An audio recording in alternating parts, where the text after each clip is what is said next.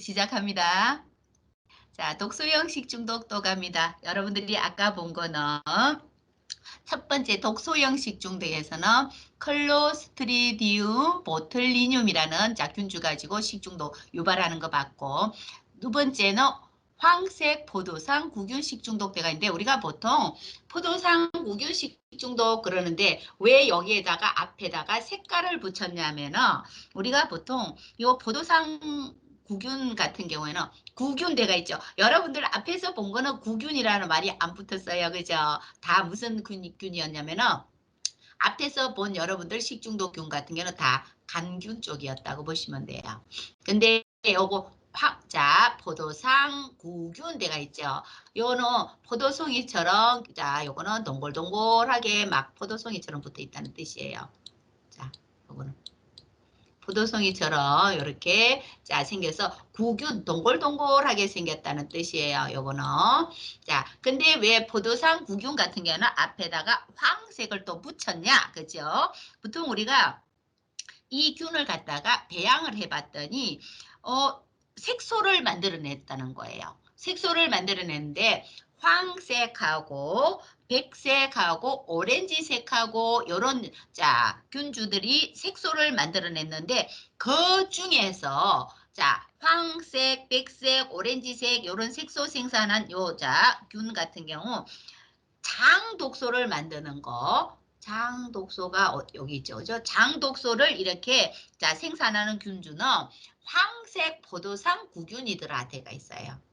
장독소를 만드는 자 균주는 봤더니 이 황색을 나타내주는 균주다. 그렇게 보시면 되겠죠. 그래서 황색 포도상 구균 식중독 그렇게 이야기할 거예요. 포도상 구균 그러면은 자, 황색, 백색, 오렌지색 이런 색소를 만들어내는데 장독소, 엔테로톡신을 만들어내는 균종은 황색 포도상 구균이더라. 그렇게 보시면 돼요.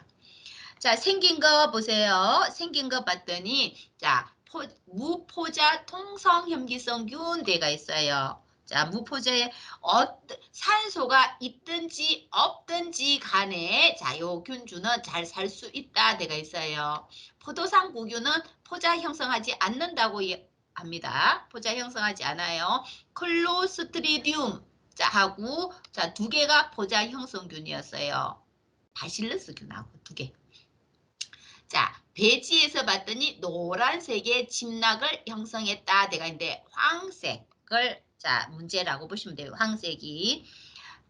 정식 온도 같은 경우는 여러분들 여기 보시면은 가장 좋아하는 온도대는 뭐예요? 중온균에 속한다고 보시면 돼요. 자, 중온균. 우리가 보통 세균들 그러면은 pH대는 중성대라고 보시면 돼요. 중성대. 아주 건조한 환경에서도 잘 살 수 있고 장독소를 만들었다 데가 있죠. 요 장독소. 요 장독소를 엔테로톡신이라고 이야기할 거예요. 어허, 하나도 영어로 써놓지를 않았네.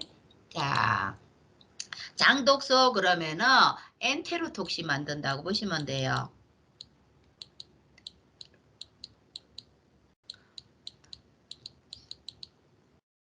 자, 장독소 엔테로톡신을 만들었다 되가 있는데 요 독소 같은 경우는 단백질이라는 거. 독소가 단백질로 이루어져 있다 되가 있어요. 자, 우리가 단백질 가수분해 효소 여러분들 잠깐 효소에 대해서 여러분들이 다른 수업 시간에 그죠? 체인지 파티에서 들으셨죠? 자, 단백질 가수분해 효소 트립신, 키모트립신 내가 있어요. 단백질을 가수분해시키는 효소입니다. 자, 파타인 등에 의해서도 단백질을 가수분해시키는 이런 효소에 의해서도 요 독소는 없애지 못했다 데가 있어요. 근데 여러분들 뭐 트립신이나 키모트립신이나 요거는 우리 보통 동물들이 갖고 있는 단백질 가수분해 효소라고 보시면 돼요. 사람들 체내에서도 볼 수 있는 단백질 가수분해 효소다. 그렇게 보시면 되겠고 여기 나와 있는 파파인 같은 경우는 여러분들 파파야라는 거 들어보셨죠? 그죠? 파파야. 자, 요 파파야에 들어가 있는 단백질 가수분해 자 물질이라고 보시면 됩니다. 요거 같은 경우는 우리가 왜 파파야 가지고 왜 그죠? 과일 같은 거 썰어 가지고 우리가 고기, 불고기 같은 거 젤 때 넣잖아요. 그죠? 그거는 무슨 뜻이냐 하면은 단백질을 갖다가 고기 연화제로 썼다는 거예요. 고기를 부드럽게 하기 위해서 요 파파야에 들어가 있는 파파인이라는 물질을 이용합니다. 우리가 고기 연화제로도 쓰고 맥주 같은 경우는 혼탁되지 말라고 맥주 안정제로 씁니다. 우리 2학년 선배님들은 요거 파파인에 대해서도 알고 있고 단백질 가수 수분의 효소 트립신, 키모트립신 다 알고 있어요. 우리 지금 신입생으로 오는 학생들은 아직 안 배워서 처음 듣는 말일 거고 우리 2학년 선배님들은 다 알고 있는 말이죠. 그죠? 예. 독소, 자, 여기 항색 포도상 구균이 만들어낸 이 독소 같은 경우는 내열성이라고 되어 있어요. 열에 굉장히 강하다고 되어 있죠. 그래서 끓여도 파괴되지 않습니다. 결국에는 뭐예요? 만약에 항색 포도상 구균이 만들어낸 장독소, 자, 요걸 먹게 되면은 결국에는 뭐예요? 식중독 유발할 거란 뜻이죠. 보통 열 처리 과정으로 요 장독소를 없애지 못한다는 뜻이 됩니다. 자, 보통 우리가 요 포도당 구균이 만들어낸 요 장독소 같은 경우에는 120도 온도에서 자 내열성대가 있잖아 그죠? 120도 온도에서 20분간 가열 살균해도 요 독소를 완전히 파괴시키기라는 게 힘들다고 보시면 돼요. 20분간 가열해도 자 요 독소를 없애지 못한다고 보시면 되겠죠. 자 독소를 못 없애고 굉장히 높은 온도대를 이용해야 돼요. 우리가 보통 튀김 온도대가 180도죠. 그죠? 자, 근데 요 항색 포도상 구균이 만들어낸 요 독소 같은 경우에는 240도 정도로 올려야 돼. 거기에서도 자, 그죠? 불활성화 시킬까 말까 하다. 결국에는 만약에 그죠 식품의 항색 포도상 구균이 식품을 오염시켜 가지고 거기에다가 독소를 만들어냈어. 근데 그 독소가 생성된 걸 사람들이 먹었다 그러면은 그냥 식중독 유발할 거란 뜻이에요. 이 식품을 가열을 해갖고 우리가 뭐 익혀서 먹는다든지 해도 독소는 가열해도 살아남을 수 있다 그런 뜻이 되겠죠. 원인 식품은 보세요. 육류라든지 육류 갖고 만든 가공품, 가금류라든지 자, 난 제품이라든지 베이커리 제품, 우유 갖고 만든 가공품, 공유 갖고 만든 가공품, 복합 조리식품 내가 있는데 복합 조리식품 같은 경우는 손이 많이 간 음식들, 조리한 식품들, 우리가 어떤 음식을 하나 만드는데 몇 가지 조리법으로 만든 걸 복합 조리식품이라고 이야기합니다. 뭐 식육이라든지 생유 나왔어요. 요거 가열 살균하지 않는 우유라고 이야기했고 어패류 이런 것들이 특히 감염률이 높고 닭고기 또 나오죠. 그죠? 자, 닭고기 여러분들 익혀서 먹을 때 주의해야 된다는 뜻이죠. 감염 경로를 보시게 되면은 사람이나 동물 피부, 머리카락, 점막 이런 데 널리 분포하고 있다고 되어 있죠.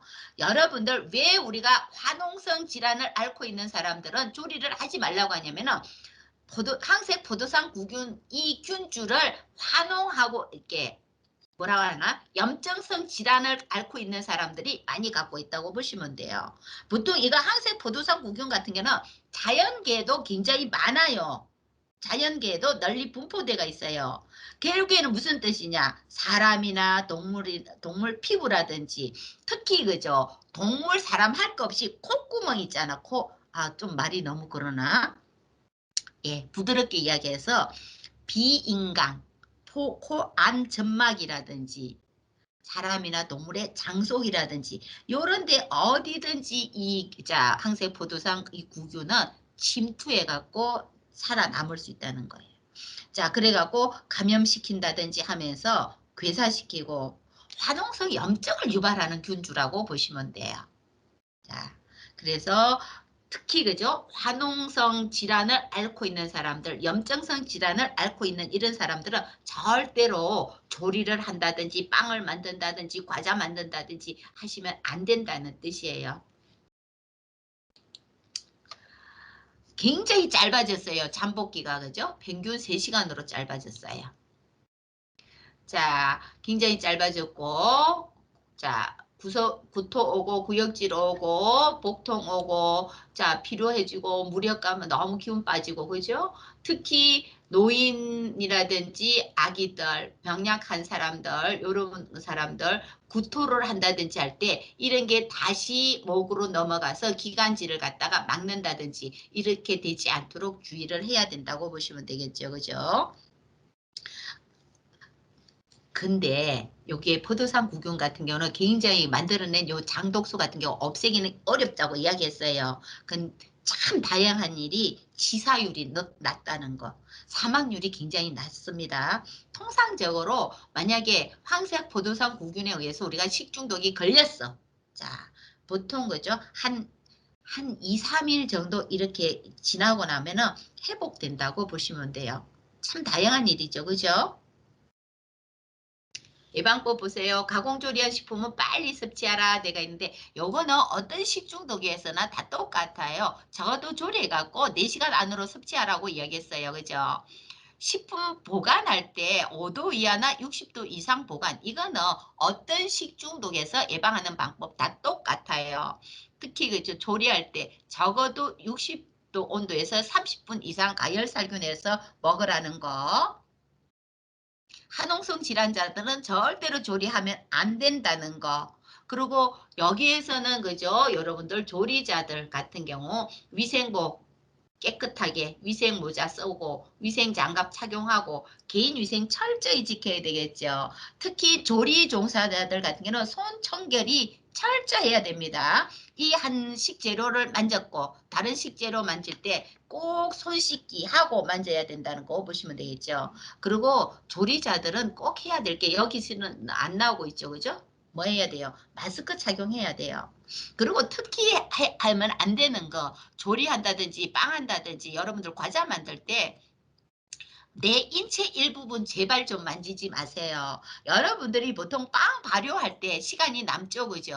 자, 그럴 때는 할 일이 없어. 그러면은, 내가 친한 친구가 옆조에 있다. 그러면 옆조에 가서 뭐예요? 그 친구하고 장난하고, 또 옆 친구가, 어머, 봤더니 머리가 기네. 예, 머리도 쫑쫑쫑 따주게 하고 하는데, 그거 절대로 하시면 안 돼요, 여러분들. 절대로 그죠? 여러분들 개인위생 철저히 자 손도 깨끗하게 계속 잘 씻어줘야 되고 내 얼굴이라든지 내 신체 어떤 부분도 될 수 있으면은 만지지 마세요. 조리하는 동안에는 자 그렇게 하면은 그죠? 여러분들 식중독 예방하는 방법이 되겠죠. 자, 근데 사실은 제가 이거 PPT를 만들었는데 굉장히 이상하게 만들어 놨어요. 자, 기타 식중독 말고 제가 다른 거 먼저 보여드릴게. 제가 지금 이게 없어가 깜짝 놀랐거든요. 여기에서, 요 PPT에서 이게 없어졌어요. 그래서 제가 지금 다른 데서 찾아왔어요. 자, 여기 나와 있는데, 여기서 감염형 식중독 해갖고 클로스트리디움 버퍼린젠서 내가 있는데 사실 요거는 감염형에 속하는 게 아니고 중간형이에요. 중간형. 자, 요거 같은 경우는 중간형 식중독이라고 보시면 되는데 여러분들이 지금 자, 뭘 봤어요? 여러분들 포도상 구균 식중독하고 보틀리뉴스 식중독은 독소형인데 클로스트리디움 퍼퍼린젠서는 중간형 식중독이에요. 왜? 자, 요거 같은 경우는 제가 지금 이거 그림을 못 그리고 있네요. 자, 음식물이 있어요. 음식물이 있는데, 자, 클로스트리디움 퍼퍼린 젠서균에 의해서 요거는 웰치균 식중독이라고도 합니다. 요 균주에 의해서 식품을 오염시켰어. 근데 요 균에 의해서 자, 오염된 식품을 먹었어. 근데 장 속에 들어가서 독소를 생성하는 거는 중간형이라고 이야기할 거예요. 여러분들이 감염형하고 독소형하고 중간형하고는 조금 구분해서 봐야 되는데 자 클로스트리디움 버퍼린젠서 같은 경우는 우리 여기 책에서는 제가 제빵 위생관리사에서는 얘를 갖다가 감염형 식중독으로 구분해 놨는데 자 제가 여러분들 학교에 오면은 요거 같은 경우는 중간형 식중독이라고 이야기할 거예요. 자, 보시면은 요거 클로스트리디움 퍼퍼린젠서는 다른 균주에 비해서 제적 온도가 굉장히 높습니다. 43도에서 45도. 자, 요거는 우리 여름철 날씨 온도가 자, 그죠? 날씨 온도가 아니죠. 요거는 보통 우리가 조리하다가 식혀갖고 뜨거운 걸 식히는 때 그때의 온도대라고 보시면 됩니다. 요거 같은 경우 봤더니 내열성 포자 형성균대가 있죠. 포자 형성 클로스트리디움 같은 경우는 포자 형성균이에요. 클로스트리디움 포자 형성하고 장독소, 장 속에서 독소를 만들어내기도 한다. 그렇게 보시면 되겠죠. 특히 클로스트리디움 퍼퍼린젠스 아까 여러분들 제가 동영상물 하나 보여줄 때 클로스트리디움 퍼퍼린젠스 같은 경우는 봄철에 많이 식중독을 유발하는 균주라고 이야기했어요. 자, 소고기, 닭고기, 특히 그죠 육류에서 문제를 일으킨다고 볼 수 있는데 사실 클로스트리디움 퍼퍼리젠스 식중독 그러면은 급식소라고 보시면 돼요. 급식소. 왜 급식소는 음식물을 많이 만들잖아. 많이 만드는데 사실 큰 통에다가 우리가 보통 음식물 만들면은 이걸 갖다가 한 통에다 담지 이 통 저 통 막 나눠서 잘 담지 않잖아. 그때 발생시키는 게 클로스트리디움 퍼퍼린젠성 균에 의해 갖고 식중독을 유발한다고 보시면 돼요. 자, 원인식품 보면은 육류 갖고 만든 가공품, 어육이라든지 어육 갖고 만든 가공품. 자, 고단백질 식품이 문제를 잘 일으킨다고 되어 있어요.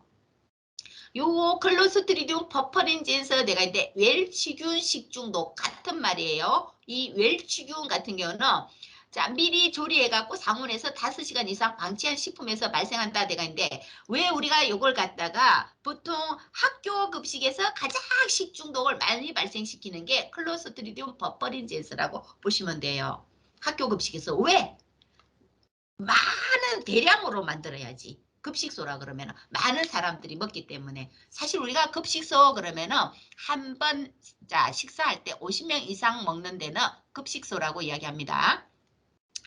자, 급식소에서는 왜 많은 사람들이 식사를 하기 때문에 자, 이 음식을 하나를 만들어도 굉장히 대량으로 만든다고 보시면 되겠죠. 그러면서 이걸 갖다가 상온에서 냉장 보관을 하지 않은 상태에서 5시간 이상 큰 통, 한 통에다 이렇게 넣어놨는다든지 할 경우에 발생하는 식중독균이라고 보시면 돼요.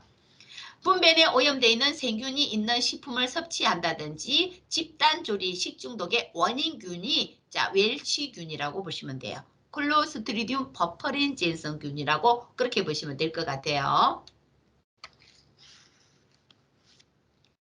잠복기가 평균 12시간대가 있어요. 중간형이에요. 요거. 자, 되게 뭐 가벼운 증상 후에 회복한다고 되어 있죠.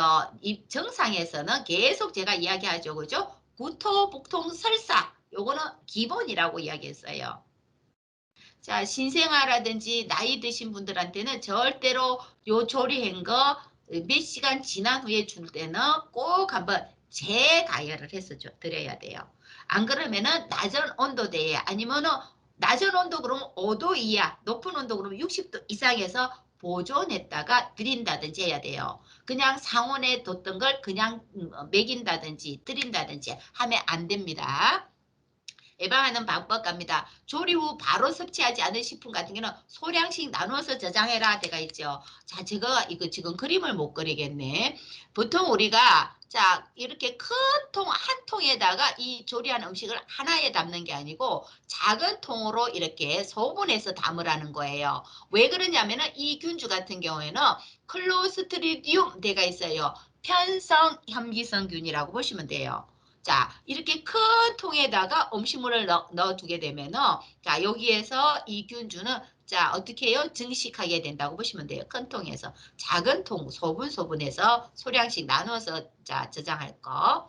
가열 조리한 식품은 보관 후에도 한번 어떻게 재가열을 하라고 되어 있죠. 여러분들 재가열은 단 한 번이에요. 자, 음식물 조리했어요. 자, 근데 지금 다 먹었으면 좋겠는데 남겼어. 그걸 갖다가 먹기 전에 한번 데워서 먹는 걸 재가열이라고 하죠. 재가열은 딱 한 번이에요. 자, 재가열 했는데 또 남겼어. 그럴 경우에는 버리라는 거예요. 자, 우리가 보통 가정집에서는 데워 먹고 또 데워 먹고 해도 뭐그 식중독이 만약에 그러면 안 되겠지만 걸려도 우리 가족이라서 몇 명이죠. 그죠? 근데 업장 같은 경우에는 절대로 재가열이 안 되는 거예요. 딱 한 번만이에요. 재가열은. 한 번만 가열해서 먹고 만약에 또 남았을 경우에는 그 이후에는 버리는 게 가장 좋은 방법이에요. 가열한 식품은 자 여기서 온도 여러분들 생각하지 마세요. 가열한 이 식품은 어떻게 5도 이하나 60도 이상에서 보관한다. 이 온도 여러분들 보시지 마시고 그냥 항상 여러분들은 식품 보관 온도 5도 이하 60도 이상 이렇게만 생각하시면 됩니다. 그리고 필요한 양만 신속하게 가열 조리 후 섭취해라. 이게 우리가 보통 가정집에서는 가능해요. 근데 급식소는 이게 조금 힘들어지죠. 그래서 급식소에서 많이 발생시키는 식중독균, 클로스트리디움 퍼퍼린젠스, 웰치균 그렇게 이야기하면 되겠죠.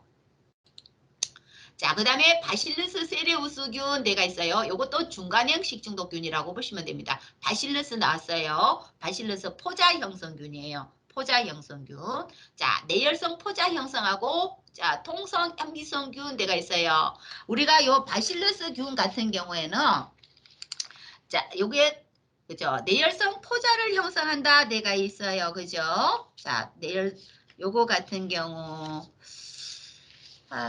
요거 토양세균이라고 보시면 될 것 같아. 바실러스균 그러면 토양세균의 일종이에요. 토양에서 많이 볼 수 있는 균주란 뜻이에요. 먼지라든지 뭐 하천이라든지 오염된 물이라든지 이런 자연계에서 볼 수 있는 게 바실러스균이라고 보시면 되는데 요 바실러스 세레우스 식중독균 같은 경우에는 식중독 발생은 많이 안 시켜요. 자, 발생 빈도는 낮지만은 계절하고 관계없이 발생시킨다. 그렇게 보시면 되겠죠. 자, 요거 같은 경우는 뭐 채소라든지 곡류라든지 왜 요거 같은 경우는 그죠? 자, 토양세균이라고 했죠. 자연계에 널리 많다고 했기 때문에 채소라든지 곡류라든지 이런 농작물에서 요 바실러스균이 많이 존재할 수 있다고 보시면 되겠죠. 포자 상태로 존재할 수 있습니다. 바실러스균 같은 경우에는. 그러면서 식품을 제조한다든지 가공한다든지 조리한다든지 할 때 조건만 적절한 조건만 되어지면은 이 포자가 어떻게 해요? 활발하게 증식을 해버린다고 보시면 되겠죠. 그러면서 부패시키고 변폐시킨다 그렇게 보시면 될 것 같아요. 자, 우리가 요 바실러스균 같은 경우는 우리가 원인 식품 한번 보면은 자, 장 독소를 원인 독소로 하는 게 구토형하고 설사형 이렇게 두 가지로 나눠 볼 수 있어요. 사실 우리가 바실러스 세레우스 식중독 그러면은 여러분들 볶음밥 잘 드시죠? 중국집에서 볶음밥 시켜 먹는데 자, 그게 굉장히 많이 식중독을 유발한 식품 중에 하나가 중국집 볶음밥이었어요. 보통 중국집에서는 우리가 자, 볶음밥을 우리가 왜 시켰어? 그러면 빨리 보내줘야 되잖아. 그죠? 자, 보내줘야 되다 보니까 아침에 밥을 미리 볶아놨는 거야. 그걸 갖다가 냉장고라든지 넣어놨다가 손님들이 자, 주문하면은 바로 해주려면은 밥이 어떻게 돼가 있어? 냉장고 보관하면은 또 데우는데 온도가 많이 들겠죠. 그러니까 중식당에서는 볶음밥을 초벌로 먼저 계란물이라든지 이런 거에 아침에 볶아놨다가 그냥 실온에서 보관을 해갖고 자 우리 손님들이 소비자들이 주문하면은 바로 해서 내보내려니까 문제가 일어나는 거예요. 자, 그쵸? 자, 요 구토형 같은 경우는 주로 뭐예요? 전분질 식품이 문제라고 보시면 돼요. 그죠? 쌀 제품, 감자, 파스타 같은 전분질 식품들. 자, 탄수화물 식품이 자, 구토형 식중독을 유발하는 식품들이다. 그렇게 보시면 되고, 설사형 내가 있는데, 자, 요거 같은 경우는 복통하고 설사가 주요 증상이라고 내가 있어요. 주로 설사형 같은 경우는 단백질 식품이에요. 구토형은 탄수화물 식품이고 설사형은 단백질 식품이 문제라고 그렇게 보시면 돼요. 자, 요거 바실러스균 같은 경우에는 토양세균이라고 이야기했어요. 그죠? 그래서 토양하고 관계 있는 식품 원재료라든지 가공 자, 그 토양하고 관계 있는 원재료 갖고 만든 가공 조리식품에서 자, 문제를 일으킨다고 볼 수 있습니다. 바실러스 세레우스균 같은 경우에는 자, 구토형하고 설사형은 임상 증상도 다르죠. 그죠? 자, 구토형 같은 경우는 잠복기가 굉장히 짧습니다. 메스껍고 구토가 주 증상인데 설사 발열 안 해요. 구토형 같은 경우는 탄수화물 식품이라고 이야기했고 설사형은 단백질 식품이라고 주로 단백질 식품이 유발하는 자 증상이 설사형 되가 있죠. 설사 복통이 주증상이죠. 자, 근데 정상은 그렇게 그죠? 자, 가볍고 24시간 내로 회복된다고 되가 있어요. 설사요. 예방 방법 되가 있는데 식품을 가열하고 자, 가열한 식품 같은 경우는 저온에 보관해야 되겠죠. 자, 그러면서 우리가 가열한다는 건 균을 갖다가 없앤다는 뜻이죠. 그죠? 그다음에 자, 포자가 발화되지 않도록 발화 억제하고 조리장에서는 2차 오염이 안 되도록 해야 됩니다. 자, 또 조리한 식품 나오는데 4도라고 표시되어 있어요. 우리 책에서. 이거 여러분들 무시하세요. 5도 이하 60도 이상 온도에서 자, 4도 이하 아니 5도 이하 60도 이상에서 보관할 거. 자, 조리한 식품은 신속하게 냉각시켜 갖고 포자가 생기지 않도록 자, 억제시켜줘야 되겠죠. 조리하고 나서 바로 섭취하라 되가 있는데 아무리 천천히 먹어도 조리한 식품은 4시간 이내로 섭취하라고 이야기하고 있어요. 그렇죠? 우리가 4시간이라는 말을 계속 강조하고 있습니다. 그 다음에 이제 요거는 제가 요거 그죠? 받고 그 외에 거 보여드릴게요. 자, 기타 식중독 때가 있어요. 미안합니다. 지금 제가 아까 그거는 왜 여기에서 빠졌는지 제가 조금 이해를 못하고 있어요. 제가 만들었는데도. 자, 비브리오 블리니 피쿠스 대가 있어요. 자, 요거는 폐혈증, 계접병 대가 있어요. 여러분들이 아까 앞에서 본거 자, 감염형 식중독에서 작년 비브리오 식중독 보셨죠? 그거하고 조금 그죠? 비브리오 균주이지만은 요거는 비브리오 블리니 피쿠스 해가지고 자, 요거 같은 경우 한번 잠깐 보세요. 이거 비브리오균에 오염된 어패류를 생식하거나 피부 상처를 있었다든지 그럴 경우 피부 상처를 통해 갖고 감염된다고도 볼 수 있습니다. 여러분들 아까 앞에서 본 거하고 비슷하게 갈 거예요. 호염성균이죠. 그죠? 호염성균. 요 균주 같은 경우는 알칼리라든지 이런 용액에서도 잘 증식할 수 있는 균주라고도 볼 수 있습니다. 4도 냉장고 온도에서는 증식은 하지 않는다고 보시면 돼요. 증식하지 않고 60도 온도만 이용해도 요균주는 없앨 수 있다. 우리나라 같은 경우는 자, 우리 요 바닷물 그죠? 배를 타고 안으로 들어간 바닷물이 아니고 우리 요 육지하고 가까운 요런 해안 갯벌 같은 데서 볼 수 있는 균주라고 보시면 됩니다. 바지락이라든지 꼬막이라든지 뭐 홍어에 굴, 조개게 들어가 있죠. 페류 같은 경우 여름철에 생식하면 안 된다고 이야기했어요. 특히 그죠 해수라든지 갯벌 같은 경우 피부 상처 있다든지 하면은 피부 상처로도 감염이 일어난다고 보시면 돼요. 우리가 여러분들이 아까 본 거 작년 비브리에서도 봤어요. 만성 간 질환, 간이 나쁜 사람, 위를 잘라낸 사람, 저항력이 낮은 이런 허약한 사람들 같은 경우는 주의해야 되겠죠. 자, 요 균주 같은 경우는 100개 미만 균수로도 폐혈증을 유발한다 데가 있어요. 폐혈증 같은 경우는 굉장히 이거 뭐예요? 어떠한 부분에서 뭐예요? 전신에 그죠? 어느 한 곳의 문제가 아니고 우리 인체 내를 쭉 이균주가 돌면서 그곳에 가장 취약한 부분 있죠. 그런 데 가서 염증을 확 일으키게 하는 거예요. 염증을 일으키게 하고 괴사를 유발한다고 보시면 돼요. 괴사 그러면 썩는다는 뜻이죠. 그죠? 요 폐혈증이 만약에 왔다 그러면은 사실 우리가 보통 어떤 질병을 앓게 되면은 고열이 많이 나죠. 근데 요 폐혈증이 유발하게 되면은 체온이 38도 이상으로 올라간다든지 아니면은 우리가 보통 체온 그러면 36.5도가 정상이죠. 근데 36도 이하로 확 내려가 버린다든지 이런 증상을 유발하기도 합니다. 그리고 백혈구 그러면 우리 인체 내에서 뭐예요? 어떤 질병이 쳐들어왔을 때 나가서 싸우는 병사 역할을 하죠. 그죠? 백혈구가. 근데 그 백혈구 수가 많이 증가해 버린다든지 아니면은 확 감소해 버린다든지. 사실 여러분들 그렇게 생각하겠죠? 그러면은 병사가 많아지면 굉장히 좋은 거 아니에요? 여러분들 생각하겠죠? 근데 병사는 젊고 튼튼한 병사가 돼야 되는데 나가서 싸워서 이길 수 없는 병사가 많다 그러면 소용이 없죠. 그죠? 자, 근데 폐혈증이 발생하면은 백혈구 수가 증가한다든지 아니면 확 감소를 해버린다든지 체온이 엄청 38도 이상으로 오른다든지 36도 이하로 떨어진다든지 하는 이런 증상을 유발하게 될 거예요. 굉장히 그죠? 힘들겠죠. 자, 잠복기가 16시간에서 24시간 돼가 있죠.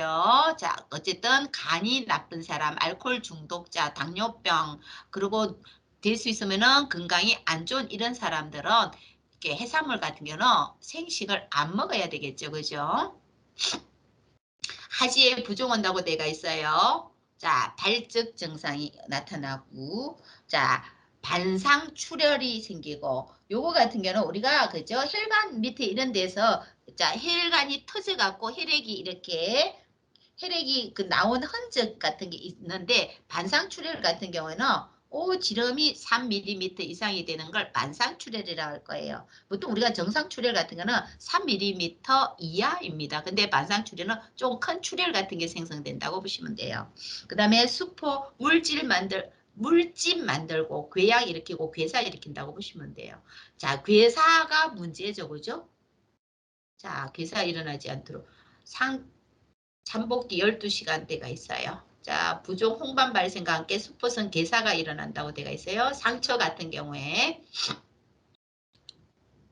예방법 보세요. 자, 폐류 같은 경우는 될 수 있으면은 신선한 걸 써야 되겠죠. 그리고 온도 60도 이상 한번 가열해서 먹으면 되겠죠. 그죠? 그리고 몸이 안 좋은 사람들, 만성 질환 있다든지 허약한 사람들, 이런 사람들은 여름철에는 될 수 있으면은 폐류는 날로 드시지 말라는 거예요.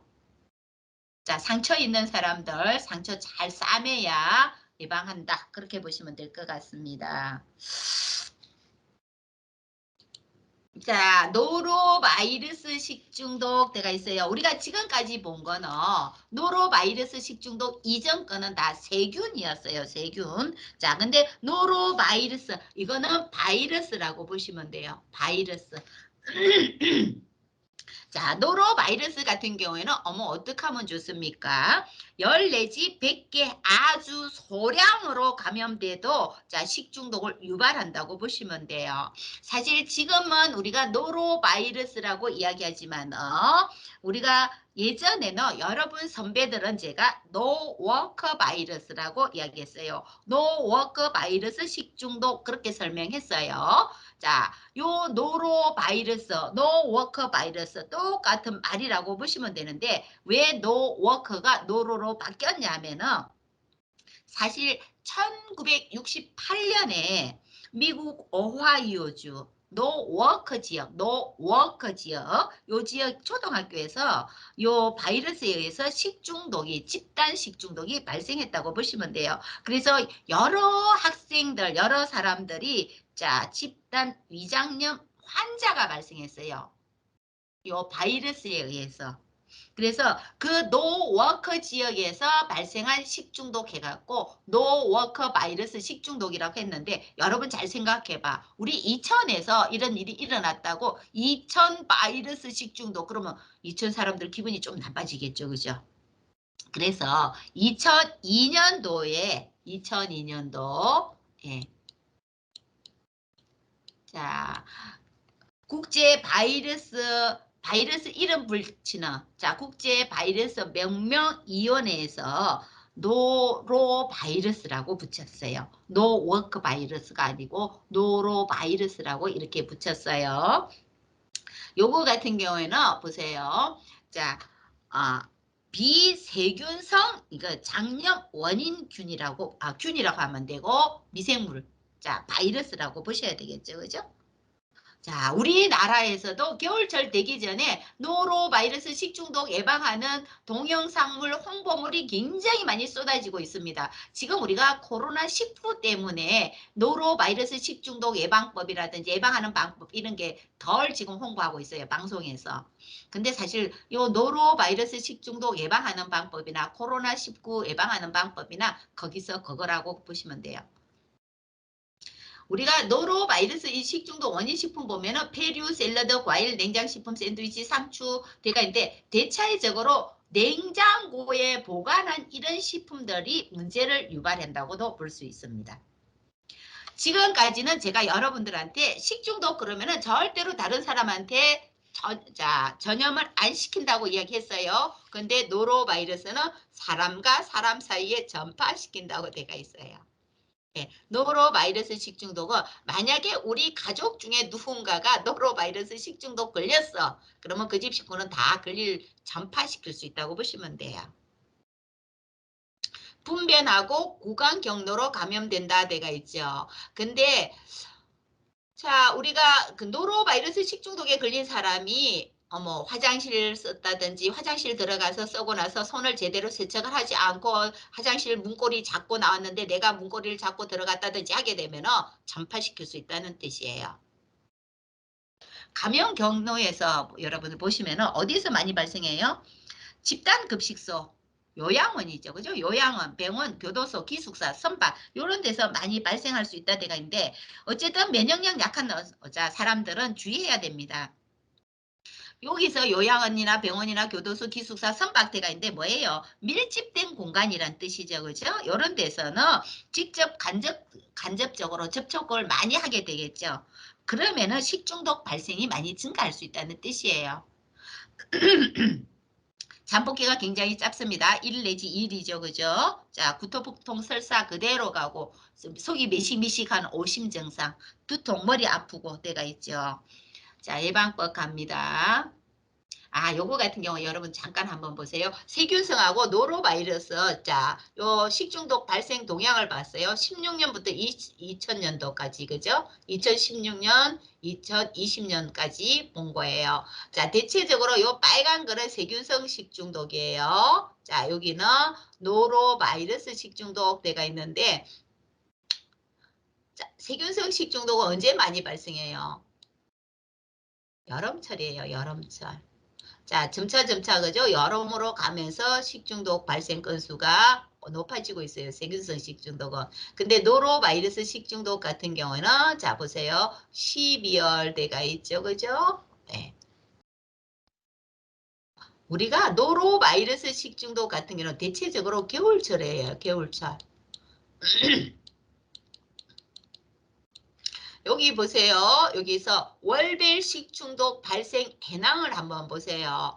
여기 보시면은 요 빨간 게 뭐예요? 자, 요거 환자 수예요. 환자 수. 요거 여기는 발생 건수고 그죠? 여기는 자, 발생 환자 수라고 보시면 되는데 봤더니 3월에 환자 수가 제일 많이 발생했어. 그 이유가 뭐냐 하면은 여러분들 급식소. 여러분들 3월에 개강합니다. 개학합니다. 학교 같은 경우. 자, 그럴 때 문제를 일으킬 수 있는 자, 식중독 미생물 노로바이러스라고 보시면 됩니다. 여러분들 이제 3월에 학교 와갖고 나 노로바이러스 식중독 걸리면 안 되는데 자, 어떻게 해야 될까요? 예방법 봅니다. 감염자 분변이나 구토물 접촉 금지해야 되고 조리용 도구는 차염소산 나트륨으로 살균해라 되가 있죠. 차염소산 나트륨 그러면 여러분들 보통 그죠? 락스를 이렇게 집에서는 우리가 락스라고 이야기하죠. 그죠? 85도에서 1분 이상 가열하고 나서 섭취하고 개인위생을 철저히 하라 되가 있는데 노로바이러스 식중독 같은 경우는 특별한 치료법이 없습니다. 여러분들이 만약에 우리가 식중독이 걸렸다. 그럴 경우에는 치료법도 없고 백신도 없어요. 예방주사 없다는 뜻이죠. 그죠? 만약에 노로바이러스 식중독 걸렸다. 그러면은 결국에는 병원 가가지고 설사 짝짝짝 많이 했기 때문에 수분 공급해줘야죠. 수액 주사 맞아야 된다는 뜻이에요. 그리고 막 구토하기 때문에 항구토제라든지 이런 걸 갖다 주사로 준다든지 약으로 주게 될 거예요. 결국에는 예방하는 방법 그러면은 냉장고에 넣어둔 제품들도 문제를 일으킨다고 했죠. 결국에는 냉장고에 내가 세척해갖고 넣어뒀다 손치더라도 채소, 과일 같은 경우 한 번 더 먹기 전에 세척 한 번 더 하라는 뜻이에요. 세척 소독하라는 뜻이에요. 결국에는 식재료를 깨끗한 물로 잘 세척 소독하라는 뜻이고 여러분들 또 해줘야 될 게 노로바이러스 식중독에서 가열하는 거예요. 충분히 잘 익혀서 먹으라는 거예요. 겨울철에 우리가 어패류 중에서 굴 많이 먹잖아. 굴, 그죠? 자, 요런 굴, 어패류 같은 경우는 될 수 있으면은 익혀서 먹는다든지 날로 먹겠다. 그럴 경우에는 세척을 잘 해야 된다는 뜻입니다. 그리고 여러분들 손 씻기 철저히 하고 물은 끓여 먹고 해야 예방되겠죠. 그죠? 근데 지금 48분이에요. 우리가 50분에 제가 수업을 끝내야 되는데 이 문제 다 끝낼란가 모르겠네. 문제가 되게 많아요. 그죠? 근데 사실 문제는 공부하고 나서 바로 풀이해야 되는데, 그죠? 문제는 다음 주에 풀까요? 문제 푸는 데까지 풀어봅시다. 자, 비브리오 폐혈증 식중독에 대한 설명으로 틀린 것때가 있... 아니, 요 문제는 다음 주에 풀게요. 기타 식중독 봅니다. 자, 알러지성 식중독 때가 있죠. 자, 단백질인 히스티딘 때가 있어요. 요 필수 아미노산이라고 이야기했습니다. 요거 필수 아미노산이죠. 그죠? 요 필수 아미노산이 무슨 균주에 자, 프로테우스 모르간이라는 자, 요거 같은 경우에는 단백질 분해력이 아주 좋은 세균이에요. 프로테우스 모르간이라는 이 단백질 가스분해를 잘 시키는 요 균주에 의해 가지고 요거는 호기성 부패균이라고 보시면 돼요. 부패시키는 균주.